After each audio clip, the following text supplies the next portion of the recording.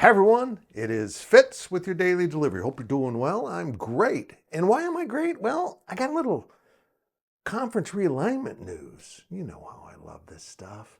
And it combined with another love of mine, the study of the Civil War, the storylines, the battles, and what all went into it. I'm really into that junk. Somewhere along the line, I became a history buff, particularly military history. And now I'm starting to notice something with college realignment that is kind of unmistakable to me. And it's not an insult. Some of you are going to think this is an insult. But I think Greg Sankey is trying to put the Confederacy back together. We got to say it out loud. Because this new report was from Carolina Blue, which is a highly respected member of our industry, that North Carolina is attempting to get into the SEC. We all assumed it would be the other one, that Big Ten thing going on by the Northerners. But no, North Carolina knows its history.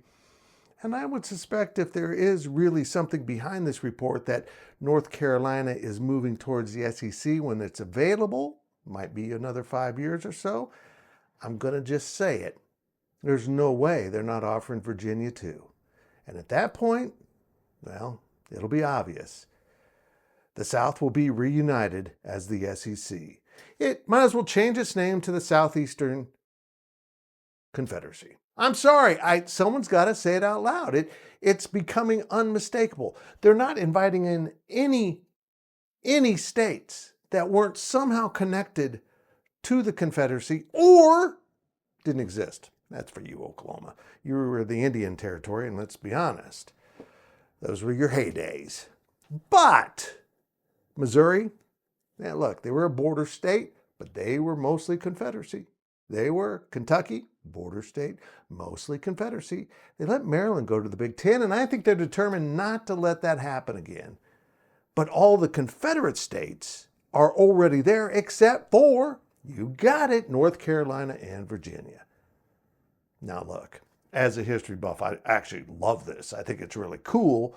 But some of you are going to get upset that I'm making this comparison, right?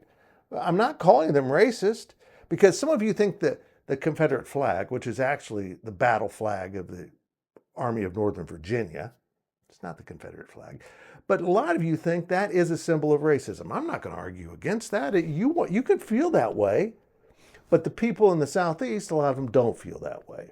And so they see nothing wrong with putting the Confederacy back together to conquer all of college football. And maybe this is what it was all about. Have you thought about this?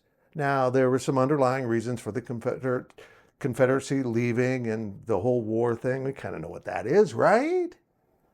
But when they said the South will rise again, maybe someone was saying in about 150 years with college football. I love realignment. But this one is unbelievable. And it underscores something I have said from the very start when we began discussing that the ACC might come apart. That North Carolina, in my estimation, would be the most valuable piece. And I kind of got poo-pooed for that because, look, I mean, Florida State football, Clemson football, Miami football, all better. But North Carolina is North Carolina. It's a huge state institution with a great athletic history, mostly in basketball. And notice, right as they're trying to get Virginia and North Carolina into the conference, possibly, that all of a sudden ESPN's like, this is a really good basketball conference. This is the greatest basketball conference ever. Wonderful basketball conference. And what sports do Virginia and North Carolina mostly put their pride in? Basketball.